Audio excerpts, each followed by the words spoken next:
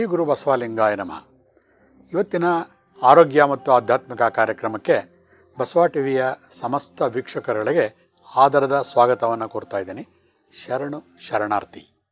ಮೊದಲಿಗೆ ಟಿಪ್ಸ್, ಅದು ನನ್ನ ಯೂಶುವಲ್, ಅದನ್ನು ನಿಮ್ಗೆ ಹೇಳ್ತಾ ಬರ್ತೀನಿ. ಹೋದ ಎಪಿಸೋಡ್ಗಳಲ್ಲಿ ನಿಮಗೆ ಅಕ್ಕಿಯ ಬಗ್ಗೆ ಹೇಳಿದೆ. ಬರೀ ಅಕ್ಕಿ ಬಗ್ಗೆ ಹೇಳಿದ್ರೆ ಗೋಧಿಯನ್ನು ಉಪಯೋಗಿಸೋರು ಕೋಪ ಮಾಡ್ಕೊಂಡ್ಬಿಡ್ತಾರಲ್ವ, ಅದಕ್ಕೆ ಗೋಧಿನಲ್ಲಿ ಏನಿದೆ ಗೋಧಿಯ ಬಗ್ಗೆ ಹೇಳ್ತಾ ಬರ್ತೀನಿ. ಮನೆಯಲ್ಲಿ ಸಿಗುವಂತಹ ಒಂದು ಹಿಡಿ ಗೋಧಿಯನ್ನು ತಗೊಳ್ಳಿ, ಒಂದು ಹಿಡಿ ಅಗಸೆಯ ಬೀಜವನ್ನು ತಗೊಳ್ಳಿ, ಚೆನ್ನಾಗಿ ನೀರಲ್ಲಿ ಕುದಿಸಿ ಆ ಒಂದು ರಸ ಬರುತ್ತಲ್ಲ ಅದಕ್ಕೆ ಕೆಂಪು ಕಲ್ಲ ಸಕ್ಕರೆಯನ್ನು ಹಾಕಿ ಶೋಧಿಸಿ ಅದನ್ನು ರಸವನ್ನು ಕುಡಿದಾಗ 3 ದಿನ ಬೆಳಗ್ಗೆ ಹೊತ್ತು ಮಾತ್ರ ಇದು ಒಣಕೆಮ್ಮಲು ಮತ್ತು ಕಫ ಕಂಪ್ಲೀಟ್ ನಿಮ್ಮ ದೇಹದಿಂದ ಹೊರಗೆ ಹೋಗುತ್ತೆ ಬಂಧುಗಳೇ. ಮತ್ತೆ ರಿಪೀಟ್ ಮಾಡ್ತೀನಿ. ಗೋಧಿ ಅಗಸೆಯ ಬೀಜ ನೀರಲ್ಲಿ ಕುದಿಸಬೇಕು. ಚೆನ್ನಾಗಿ ಕುದ್ದಾದ ಮೇಲೆ ಅದನ್ನು ಹೊರಗಡೆ ತಗೊಂಡು ಶೋಧಿಸಿ ಅದಕ್ಕೆ ಕೆಂಪು ಕಲ್ಲ ಸಕ್ಕರೆಯನ್ನು ಹಾಕಿ ಬೆಳಗ್ಗೆ ಹೊತ್ತು ಮಾತ್ರ 3 ದಿನ ಕುಡಿಬೇಕು. ಆಗ ಎಂತಹ ಡ್ರೈ ಕಾಫ್ ಇರುತ್ತಲ್ಲ, ಕಫ ಇರೋದಿಲ್ಲ, ಡ್ರೈ ಕಾಫ್ ಕೂಡ ಹೋಗುತ್ತೆ. ಜೊತೆಗೆ ಒಳಗಡೆ ಕಟ್ಕೊಂಡಿರುವಂತಹ ಕಫ ಏನಾರಿದ್ರೂ ಕೂಡ ತುಂಬ ಹೀಟಾಗಿ ಕಫ ಈಚೆ ಬರ್ತಾ ಇರೋದಿಲ್ಲ, ಗೊರ ಅಂತಿರುತ್ತೆ, ಬಟ್ ಈಚೆ ಬರ್ತಿರೋದಿಲ್ಲ. ಅಂತಹ ಕಫ ಕೂಡ ಕತ್ತರಿಸಿ ಹೊರಗೆ ಬಂದ್ಬಿಡುತ್ತೆ. ಇಷ್ಟು ಸುಲಭ ಅಲ್ವಾ? ಮನೆಯಲ್ಲಿರುವಂತಹ ಗೋಧಿ ಅಗಸೆ ಬೀಜ ಎರಡೂ ಕೂಡ ಅಂಗಡಿಗಳಲ್ಲಿ ಸಿಗುತ್ತೆ. ನೆಕ್ಸ್ಟ್ ಆಮೇಲೆ ಒಂದು ಗೋಧಿಯನ್ನು ಸ್ವಲ್ಪ ಹುರಿರಿ, ಗೋಧಿ ಹಿಟ್ಟಲ್ಲ ಗೋಧಿನ, ಸ್ವಲ್ಪ ಬೆಲ್ಲವನ್ನು ಸೇರಿಸ್ಕೊಳ್ಳಿ, ಸೈಂಧವ ಲವಣವನ್ನು ಹಾಕಿ, ನಿಂಬೆ ರಸವನ್ನು ಹಾಕಿ, ಇದನ್ನು ಹಾಕಿ ಕುಡಿದಾಗ ಏನಾಗುತ್ತೆ, ಜಠರಾಗ್ನಿ ಪ್ರದೀಪಕ್ಕೆ ಹಸಿವಾಗ್ತಾ ಇರೋದಿಲ್ಲ, ಊಟ ಮಾಡಬೇಕು ಅಂತಲೇ ಅನಿಸೋದಿಲ್ಲ. ಬೆಳಗ್ಗೆ ಏನೋ ಸ್ವಲ್ಪ ತಿಂಡಿ ತಿಂದಿರ್ತೀವಿ, ಮನೆಗೆ ಊಟ ಕರೀತಾ ಇರ್ತಾರೆ ಊಟ ಮಾಡಿ ಅಂತ, ಆದರೆ ಊಟ ಮಾಡೋಕ್ಕೆ ಇಷ್ಟನೇ ಆಗ್ತಿರೋದಿಲ್ಲ. ಅಂತಹ ಸಂದರ್ಭದಲ್ಲಿ ಈ ಗೋಧಿಯ ಈ ವಿಶೇಷ ಔಷಧಿಗಳನ್ನು ಮಾಡಬಹುದು ಬಂಧುಗಳೇ. ಮತ್ತೊಮ್ಮೆ ಹೇಳ್ತೀನಿ, ಗೋಧಿಯನ್ನು ಹುರಿದು ಚೆನ್ನಾಗಿ ಪೌಡ್ರ್ ಮಾಡಿ, ಬೆಲ್ಲವನ್ನು ಸೇರಿಸಿ, ಸ್ವಲ್ಪ ಸೈಂಧವ ಲವಣವನ್ನು ಸೇರಿಸಿ, ಆ ಒಂದು ನೀರಿನಲ್ಲಿ ಕುದ್ದಿರ್ತಲ್ಲ ಆ ರಸಕ್ಕೆ ಸ್ವಲ್ಪ ನಿಂಬೆಹಣ್ಣನ್ನು ಹಾಕಿ ತಗೋಬೇಕು ಅಷ್ಟೇ. ಹೊಟ್ಟೆಯಲ್ಲಿ ಜಠರದ ಅಗ್ನಿಯನ್ನು ಪ್ರದೀಪಕ್ಕೆ ಮಾಡುತ್ತೆ, ಲಿವರ್ ಆ್ಯಕ್ಟಿವೇಟ್ ಮಾಡುತ್ತೆ, ನಿಮಗೆ ಹಸಿವು ಕೂಡ ಆಗುತ್ತೆ. ಇನ್ನು ಬರೀ ಹೊಟ್ಟೆದಾಯಿತು ಅಂತಂದರೆ ಮಖದ ಕಲೆಗಳ ಬಗ್ಗೆ, ಸೌಂದರ್ಯದ ಬಗ್ಗೆ ಕೆಲವರಿಗೆ ಕಾಳಜಿ ಇರುತ್ತೆ. ಹಾಗಾಗಿ ತೊಗರಿಬೇಳೆ, ವಿಶೇಷವಾಗಿ ಮಖದ ಸೌಂದರ್ಯಕ್ಕೆ ಕೆಂಪು ತೊಗರೆಬೇಳೆಯನ್ನು ಉಪಯೋಗಿಸ್ತೀವಿ, ಅಥವಾ ಮಾಮೂಲಿ ತೊಗರೆಬೇಳೆ ಆದರೂ ಪರವಾಗಿಲ್ಲ. ಕೆಂಪು ತೊಗರೆಬೇಳೆಯನ್ನು ಕರ್ಪೂರ ಎರಡು ಹಾಕಿ ಚೆನ್ನಾಗಿ ಸ್ಮ್ಯಾಶ್ ಮಾಡಿ ಪೌಡ್ರ್ ಮಾಡಿ ಧೂಳು ಥರ ಚೆನ್ನಾಗಿ ನೀರಲ್ಲಿ ಅರೆದು ಮುಖಕ್ಕೆ ಹಚ್ಚಿದಾಗ ಅಂಗಾಲಿನ ಉರಿ ಕೂಡ ಕಡಿಮೆ ಆಗುತ್ತೆ. ಜೊತೆಗೆ ಮುಖದಲ್ಲಿ ಬರುವಂತಹ ಸಣ್ಣ ಸಣ್ಣ ಬ್ಲ್ಯಾಕ್ ಹೆಡ್ಸ್ ಅಂತ ಹೇಳ್ತೀವಲ್ಲ, ಅದು ಕೂಡ ಕಡಿಮೆ ಆಗುತ್ತೆ. ಆ ಕೆಂಪು ತೊಗರಿಯ ಬೇಳೆ ಹಾಗೂ ಆ ಕರ್ಪೂರಕ್ಕೆ ಅಷ್ಟು ವಿಶೇಷವಾದಂತಹ ಶಕ್ತಿ ಇದೆ ಬಂಧುಗಳೇ. ಹಾಗೆ ಇನ್ನೊಂದು ಮಾಡ್ತಾರೆ, ತೊಗರಿಬೇಳೆ ಪ್ಲಸ್ ನಿಂಬೆಹಣ್ಣಿನ ರಸ, ತೊಗರಿಯ ಬೇಳೆಯ ಸಣ್ಣ ಪುಡಿಯನ್ನು ಮಾಡಿ ಆ ರಸಕ್ಕೆ ಸ್ವಲ್ಪ ನಿಂಬೆಹಣ್ಣನ್ನು ಹಾಕಿ ಪೇಸ್ಟ್ಗಳ ಥರ ಮಾಡಿ ಮುಖಕ್ಕೆ ಹಚ್ಚುವುದರಿಂದ ಕೂಡ ಮುಖದ ಕಲೆ ಗುಣ ಆಗುತ್ತೆ. ಸಾಮಾನ್ಯವಾಗಿ ಸೌಂದರ್ಯವರ್ಧಕವಾಗಿ ನಾವು ಸಾಮಾನ್ಯವಾಗಿ ಏನು ಮಾಡ್ತೀವಿ ಅಂತಂದರೆ, ಎಲ್ಲರೂ ಏನು ಮಾಡ್ತೀವಿ, ಆ ಲೇಪನ ಮಾಡಿ ಈ ಲೇಪನ ಮಾಡಿ ಅಂತ ಎಲ್ಲರೂ ಸಜೆಷನ್ ಕೊಡ್ತೀವಿ. ಆದರೆ ನಿಜವಾದ ಅರ್ಥನೇ ಬೇರೆ ಬಂಧುಗಳೇ. ಮುಖದಲ್ಲಿ ಕಾಂತಿ, ಸಾಫ್ಟ್ನೆಸ್ಸು ಇವೆಲ್ಲ ಹೆಚ್ಚಾಗಿರಬೇಕು ಅಂತಂದರೆ ತನು ಚೆನ್ನಾಗಿರಬೇಕು ಅಂತ ಹೇಳ್ತಾರೆ. ಯಾವಾಗ ಮನುಷ್ಯನಲ್ಲಿ ಜಲಸಿ, ದ್ವೇಷ, ಕೋಪಗಳು ಇಲ್ಲದೇ ಹೊಟ್ಟೆ ಒಳಗಡೆ ತಂಪಾಗಿರ್ತಾನೋ ಅಂತಹವನ ಮುಖ ಯಾವಾಗಲೂ ಕಾಂತಿಯುಕ್ತವಾಗೇ ಇರುತ್ತೆ. ಆಯ್ತಪ್ಪ, ನಮ್ಗೆ ಅವೆಲ್ಲ ಗೊತ್ತಾಗೋದಿಲ್ಲ, ಆ ವೇದಾಂತ ಅರ್ಥ ಆಗೋದಿಲ್ಲ, ಈಗ ಮುಖ ಸರಿ ಮಾಡ್ಕೊಳ್ಳೋಕ್ಕೆ ಏನಾದ್ರು ಬೇರೆ ಟಿಪ್ಸ್ ಹೇಳು ಅಂತ ಕೇಳ್ಬೋದು.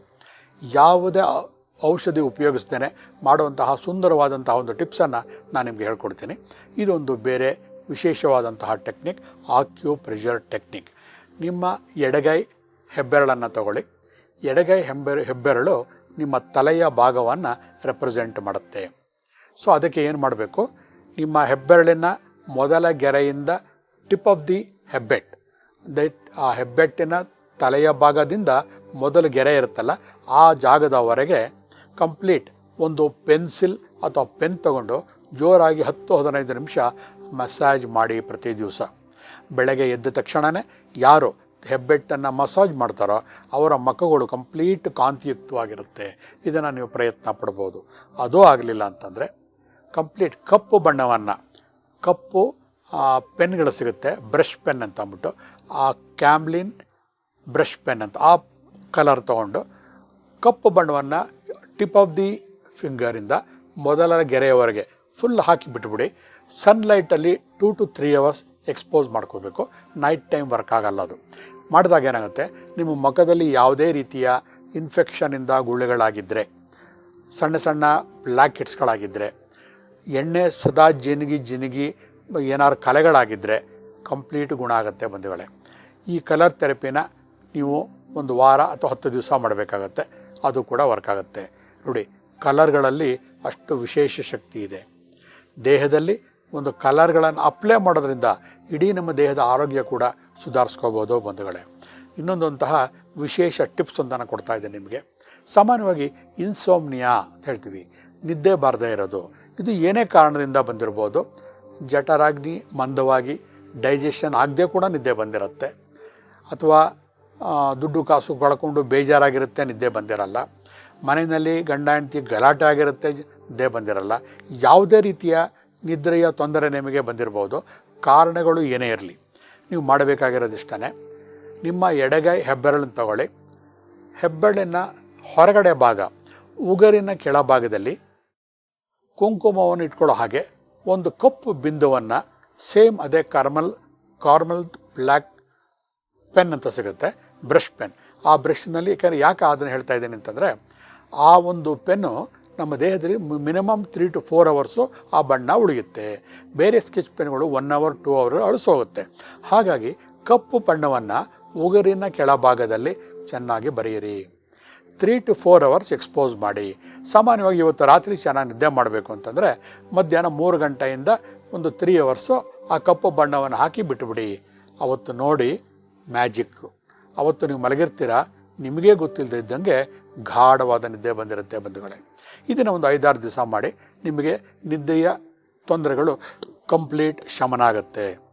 ನಾರ್ಮಲ್ ಆಗಿದ್ದವ್ರು ಮಾಡ್ಬೋದಾ? ಬೇಕಿಲ್ಲ. ಯಾಕಂದರೆ ನಮ್ಮ ದೇಹದ ಒಂದು ಪ್ರಕೃತಿಯ ವಿಚಿತ್ರ. ಪ್ರಕೃತಿಗೆ ತಕ್ಕಂಗೆ ನಮ್ಮ ಆರೋಗ್ಯ ಎಲ್ಲ ಸೂಟ್ ಆಗಿರುತ್ತೆ. ಒಂದು ಟೈಮ್ ಕ್ಲಾಕ್ ದೇವರೇ ಮಾಡಿರ್ತಾನೆ, ಅದನ್ನು ನಾವು ಡಿಸ್ಟರ್ಬ್ ಮಾಡಬಾರ್ದು. ನಮಗೆ ತೊಂದರೆ ಆಗಿದ್ದಾಗ ಮಾತ್ರ ಇದನ್ನು ಮಾಡ್ಕೋಬೋದು. ಇನ್ನು ಎಷ್ಟೋ ಜನಕ್ಕೆ ಏನಾಗಿರುತ್ತೆ, ಕಣ್ಣುಗಳು ಬ್ಲರ್ ಆಗ್ತಿರುತ್ತೆ. ಇವನು ಗ್ಲಾಸ್ ಯೂಸ್ ಮಾಡ್ತಾಯಿದ್ರು ಕೂಡ ಕಣ್ಣುಗಳು ಬ್ಲರ್ ಆಗ್ತಿರುತ್ತೆ. ಅಂಥವ್ರು ಏನು ಮಾಡಬೇಕು? ಪದೇ ನೆನ್ನೆ 1 ವಾರ ಆಗಿರಲ್ಲ, ಕಣ್ಣು ಟೆಸ್ಟ್ ಮಾಡಿಸ್ಕೊಂಬಂದಿರ್ತೀವಿ, ಕನ್ನಡಕ ಹಾಕ್ಕೊಂಡಿರ್ತೀವಿ, ಅಥವಾ ಹಾಕೊಳ್ಳದೇ ಇದ್ದವ್ರಿಗೂ ಕೂಡ ಹಿಂಸೆ ಆಗ್ತಿರುತ್ತೆ. ಅದಕ್ಕೆ ಸರಿ ಮಾಡ್ಕೋಬೇಕು ಅಂತಂದರೆ, ಅದೇ ಹೆಬ್ಬೆರಳಿನಲ್ಲಿ ಈ ಉಗುರಿನ ಹಿಂಭಾಗ ಅಂದರೆ ಮುಂಭಾಗದ ಹೆಬ್ಬೆರಳಿನಲ್ಲಿ 2 ಬಿಂದುಗಳನ್ನು ಹಾಕ್ಕೊಳ್ಳಿ. ಹಿಂದೆ ಚಿಕ್ಕ ಮಕ್ಕಳಾಗಿದ್ದಾಗ ಹೆಬ್ಬೆರಳಲ್ಲಿ ಆಟ ಆಡ್ತಾ ಇದ್ವು. 2 ಕಣ್ಣು, ಮೂಗು, ಬಾಯಿಗಳನ್ನು ಬರ್ಕೊಂಡು ಹೀಗೆ ಆಟ ಆಡ್ತಾ ಇದ್ವು. ಆ ಒಂದು ರೀತಿಯ ಒಂದು ಚಿತ್ರವನ್ನು ಬರ್ಕೊಂಡು ಆ ಕಣ್ಣುಗಳಿರೋ ಜಾಗದಲ್ಲಿ ಕಪ್ಪು ಚುಕ್ಕೆಗಳನ್ನು ಹಾಕಿ, ಹಣೆಯ ಭಾಗದಲ್ಲಿ ಮೇಲಿಂದ ಮಧ್ಯದವರೆಗೆ ಒಂದು ಕೆಂಪು ಬಣ್ಣವನ್ನು ಬರೆಯಿರಿ. ಇದು ನಿಮ್ಗೆ ಆಶ್ಚರ್ಯ ಆಗ್ಬೋದು, ಇದು ವರ್ಕ್ ಆಗುತ್ತಾ ಅಂತ. ಹಾಕಿ ನೋಡಿ. ನೆಕ್ಸ್ಟ್ ಎಪಿಸೋಡ್ಗಳಲ್ಲಿ ನೀವೇ ನನಗೆ ಫೋನ್ ಮಾಡಿ ತಿಳಿಸ್ತೀರಾ. ಇದು ಕೇವಲ 1 ಗಂಟೆಯಲ್ಲೇ ನಿಮಗೆ ಅದರ ರಿಸಲ್ಟ್ ಕೊಡುತ್ತೆ ಬಂಧುಗಳೇ. ಕಲರ್ ಥೆರಪಿ ಅಷ್ಟು ಚೆನ್ನಾಗಿ ಮನುಷ್ಯನ ದೇಹದ ಮೇಲೆ ಪ್ರಭಾವವನ್ನು ಬೀರುತ್ತೆ. ಮುಂದೊಂದು ಎಪಿಸೋಡಲ್ಲಿ ಬರೀ ಕಲರ್ ಥೆರಪಿ ಬಗ್ಗೆನೇ ಮಾತಾಡೋನಿದ್ದೀನಿ. ನಿಮಗೆ ಇದ್ರ ಬಗ್ಗೆ ಡೀಟೇಲ್ಸಾಗಿ ಹೇಳ್ಕೊಡ್ತೀನಿ. ಪ್ರತಿಯೊಂದು ಬಣ್ಣವೂ ಕೂಡ ಎಲ್ಲಿಂದ ಬಂದಿದೆ? ಬಣ್ಣ ಸೂರ್ಯನ ಬಿಳಿಯ ಬಣ್ಣದಿಂದನೇ 7 ಬಣ್ಣಗಳ ಬಂದಿದ್ದು. ವಿಬ್ ಗಯಾರ್ ಎಲ್ಲರಿಗೂ ಗೊತ್ತಿದೆ. ಆ ಬಿಳಿಯ ಪ್ರಖರವಾದ ಸೂರ್ಯನ ಬೆಳಕಿನಲ್ಲಿ ಪ್ರಕೃತಿಯ 7 ಬಣ್ಣಗಳನ್ನು ಹೊಂದಿಸಿ ಇಟ್ಟಿದೆ. ಯಾವಾಗ ಆ ಬಣ್ಣಗಳನ್ನು ಉಪಯೋಗಿಸ್ಕೊಂಡು ನಮ್ಮ ದೇಹದ ಮೇಲೆ ಪ್ರವಹಿಸ್ತೀವೋ ಆವಾಗ ಏನಾಗುತ್ತೆ, ನಮ್ಮ ದೇಹದ ಎನರ್ಜಿನಲ್ಲಿ ವೇರಿಯೇಷನ್ ಕಾಣುತ್ತೆ. ಹಾಗಾಗಿ ನಮ್ಮ ದೇಹದಲ್ಲಿ ಬರೀ ನಾವು ತಗೊಳ್ಳೋ ಆಹಾರ ಒಂದೇ ಕೆಲಸ ಮಾಡ್ತಾ ಇಲ್ಲ. ನಾವು ಹಾಕೊಳ್ಳೋ ಬಣ್ಣದ ಬಟ್ಟೆಗಳಿರ್ಬೋದು, ನಾವು ಹಾಕೊಳ್ಳೋ ಬಟ್ಟೆಯ ಬಣ್ಣ ಇರ್ಬೋದು, ಅಥವಾ ನಾವು ನೋಡುವಂತಹ ದೃಶ್ಯದ ಬಣ್ಣ ಇರ್ಬೋದು. ಬಣ್ಣಗಳು ಕೂಡ ನಮ್ಮ ದೇಹದ ಆರೋಗ್ಯದ ಮೇಲೆ ಪರಿಣಾಮಗಳನ್ನು ಉಂಟು ಮಾಡ್ತಾ ಇರುತ್ತೆ ಬಂಧುಗಳೇ. ಹಾಗಾಗಿ ಮನೆಯ ವಾಸ್ತು ಸರಿ ಇಲ್ಲ ಅಂತ ನಾವು ಹೇಳ್ತೀವಿ. ನಮ್ಮ ಜ್ಞಾನ ಇಲ್ಲಿವರೆಗೂ ಏನಾಗಿತ್ತು? ಬರೀ ವಾಸ್ತುವಿಗೆ ಮಾತ್ರ ಸ್ಥೀಮಿತವಾಗಿತ್ತು. ಇನ್ನು ಮುಂದೆ ಏನು ಮಾಡಿ ಅಂದರೆ, ಬರೀ ವಾಸ್ತು ಒಂದೇ ಅಲ್ಲ, ನಿಮ್ಮ ಮನೆ ಎಂಟರಾದ ತಕ್ಷಣವೇ ನಿಮ್ಮ ಮನೆಯ ಒಳಗಡೆ ಕಾಣುವಂತಹ ಬಣ್ಣಗಳು ಕೂಡ ನಿಮ್ಮ ಮನಸ್ಸಿನ ಮೇಲೆ, ನಿಮ್ಮ ಆರೋಗ್ಯದ ಮೇಲೆ ಪರಿಣಾಮವನ್ನು ಬೀರುತ್ತೆ ಅನ್ನೋದನ್ನು ಜ್ಞಾಪಕ ಇರಲಿ. ನಿಮ್ಮ ಅನುಭವಕ್ಕೆ ಎಷ್ಟೋ ಜನಕ್ಕೆ ಬಂದಿದೆ, ಗೊತ್ತಿರುತ್ತೆ. ನಿಮಗೆ ಗೊತ್ತಿಲ್ಲದೇ ಕೆಲವು ಬಣ್ಣಗಳನ್ನು ನೀವು ಲೈಕ್ ಮಾಡ್ತೀರಾ, ಕೆಲವು ಬಣ್ಣಗಳನ್ನು ಡಿಸ್ಲೈಕ್ ಮಾಡ್ತೀರಾ.